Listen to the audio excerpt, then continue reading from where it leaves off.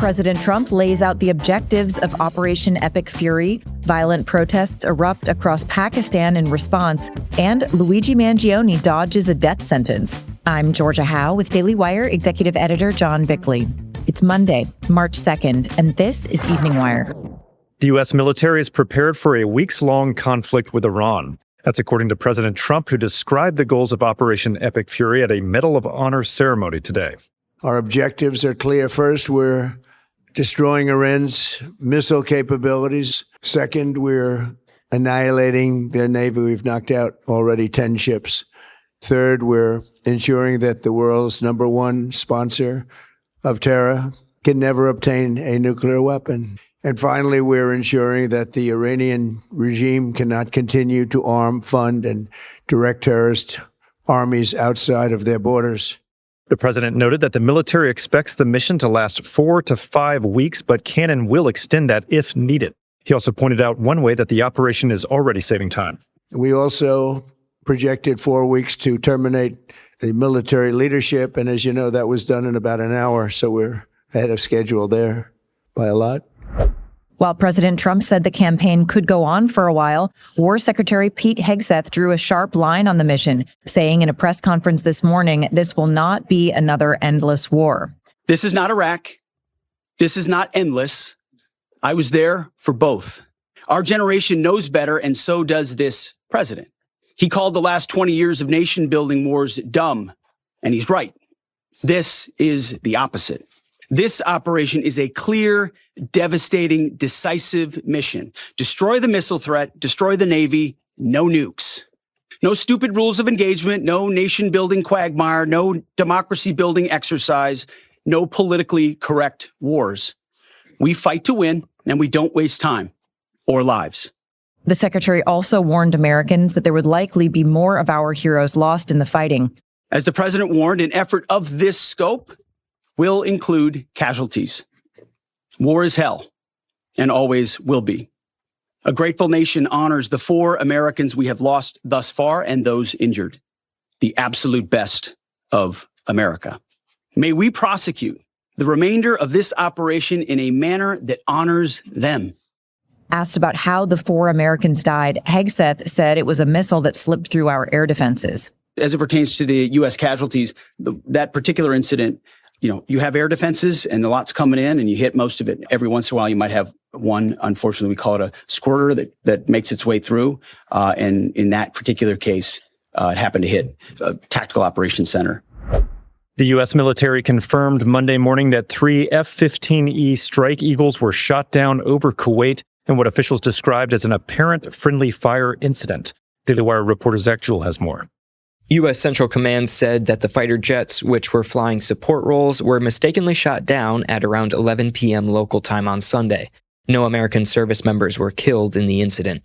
Central Command said today, quote, during active combat that included attacks from Iranian aircraft, ballistic missiles, and drones, the U.S. Air Force fighter jets were mistakenly shot down by Kuwaiti air defenses. All 6 aircrew ejected safely, have been safely recovered, and are in stable condition.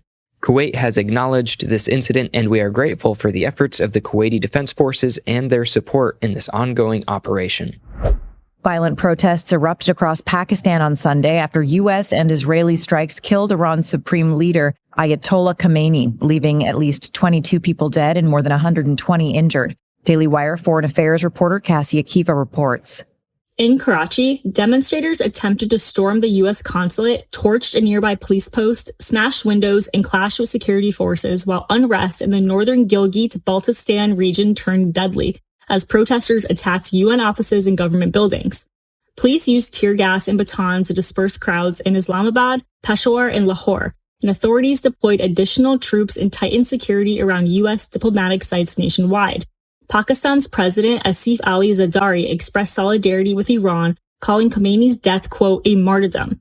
The U.S. Embassy advised Americans in Pakistan to avoid large gatherings and monitor local developments as tensions continue to escalate. The strikes on Iran have caused a spike in oil prices as global markets become uncertain. Global prices jumped anywhere from 7 to 8% following the strikes. Analysts have warned that prices could continue to surge if the conflict carries on much longer. Several oil tankers were struck over the weekend in the Strait of Hormuz, one of the world's busiest thoroughfares for oil shipments just off the Iranian coast. As military action continues, more than 200 oil shipment vessels have been anchored, not knowing when it may be safe to continue. Should the conflict resolve quickly, markets may be able to quickly stabilize. Well, before we continue, I'm excited to give you some amazing news about an issue that we care about here at the Daily Wire. Our friends at Alliance Defending Freedom have just announced that the state of Vermont has agreed to change its policy that discriminated against Christian foster families. Families like the Woties and Gants were model foster parents. They had taken in siblings and even focused on caring for kids with struggles like fetal alcohol syndrome. And these parents had lost their foster licenses because they refused to compromise their faith by participating in a lie. They were told they had to agree to promote the state's radical gender ideology, including by taking kids to pride parades. Following a victory in a similar case out of Oregon last year, this win in Vermont means we're winning the battle, folks. I can't tell you how inspiring it is to learn about the courage of these families, moms and dads who have answered the call to care for vulnerable children who deserve a loving home. Go to joinadf.com/wire and find out more about this incredible victory and how Alliance Defending Freedom is standing up for everyday families and protecting our constitutional rights. That's joinadf.com/wire or text WIRE to 83848 and celebrate this amazing victory with us. The perpetrator of the mass shooting in Austin this weekend entered the country and was naturalized as a citizen under Democrat administrations, despite a lengthy criminal record. Daily Wire political reporter Cameron Arcand has the details. The shooter entered the United States from Senegal in 2000 under the Clinton administration. He was eventually granted citizenship under Obama in 2013. Records show, however, that he racked up a substantial criminal record before being granted citizenship, including multiple arrests in New York City as well as Texas. Reports indicated that he was known by law enforcement to be an emotionally disturbed individual. He was wearing a hoodie that displayed the words "Property of Allah" when he opened fire on bar patrons near the University of Texas, Austin on Sunday. Following the incident, some immigration critics are left wondering why the perpetrator was allowed to be granted citizenship and remain in the country to begin with. Anti-ICE chaos flared up again in Minneapolis over the weekend, with at least 54 agitators arrested Sunday during a protest outside a federal building in the city. Daily Wire immigration reporter Jenny Terr has the details. The Hennepin County Sheriff's Office said 38 rioters were cited and released, and another went to jail. The Minnesota State Patrol also said another 15 people were arrested. The Sheriff's Office said in a social media post Sunday, quote, "This morning, our deputies issued dispersal orders at an unlawful assembly outside the Whipple building after individuals blocked roadways, blocked access to local businesses, dumped glass into the street, and threw rocks, ice chunks, and water bottles at law enforcement, creating a serious public safety hazard." The office made clear that arrests are being made, adding, quote, "Freedom of speech and peaceful assembly is a right. Endangering the public is not. Unlawful activity, including blocking roads, intentionally creating hazards, and assaultive behavior will not be tolerated." Zoran Mamdani's allies are pushing a bill to allow the mayor to radically increase corporate tax rates. If passed in the state legislature, Mamdani and the New York City Council would be able to institute a corporate tax surcharge, effectively raising corporate taxes to 22%. State-level restrictions have so far been the big hurdle to overcome for Mamdani's big government agenda. But the mayor hopes that this bill could be the breakthrough.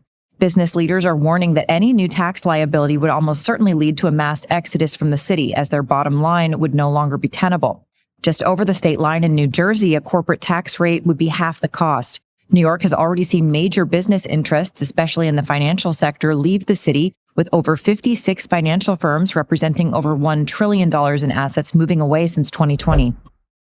Luigi Mangione will not face the death penalty. Daily Wire reporter Lyndon Blake has more.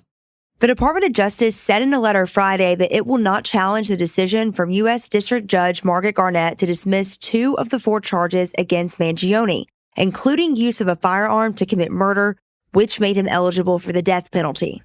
It's worth noting that the judge explicitly stated that she dismissed the charges, quote, solely to preclude the death penalty as an available punishment. Mangione still faces 2 counts of interstate stalking. If convicted, he would face a maximum sentence of life in prison without parole. In addition to the federal charges, Mangione faces 9 counts, including second-degree murder, in a separate state case scheduled to begin June 8th. The Pentagon is moving to blacklist a major AI developer after a standoff over military access to AI tools. Daily Wire senior editor Joel Needler has more. War Secretary Hegseth announced Friday that AI company Anthropic has become, quote, a supply chain risk to national security. In a lengthy X post, Hegseth stated in part, quote, our position has never wavered and will never waver. The Department of War must have full, unrestricted access to Anthropic's models for every lawful purpose in defense of the Republic. Hegseth said Anthropic and its CEO Dario Amodei chose duplicity, accusing them of trying to strong-arm the U.S. military into submission, and calling it a, quote, cowardly act of corporate virtue signaling that places Silicon Valley ideology above American lives. Hegseth also said their true objective is unmistakable, to seize veto power over the operational decisions of the United States military, and that is unacceptable. As a result, he said Anthropic would be designated, quote, a supply chain risk. And President Trump said Senator Ted Cruz could be a Supreme Court nominee in the near future amid rumors of potential retirements. Both Justice Samuel Alito and Justice Clarence Thomas are in their late 70s, though neither have formally announced plans to step down. The president said Cruz would receive, quote, 100% of the Democrat and Republican vote, arguing that Cruz's foes would, quote, want to get him out of there in reference to the Senate. Cruz, however, shot the proposal down in January. He said, quote, my answer is not just no, it's hell no. Cruz said he wants to be, quote, right in the middle of political battles, something a, quote, principled federal judge would stay out of. Those are your drive home updates this evening. To learn more about these stories, go to dailywire.com. And in case you missed it earlier today, we covered some major stories, including Trump declaring Iran's leadership wiped out and confirming U.S. casualties, and a suspected terror attack in Austin. Thanks for tuning in. We'll be back tomorrow morning with another full edition of Morning Wire.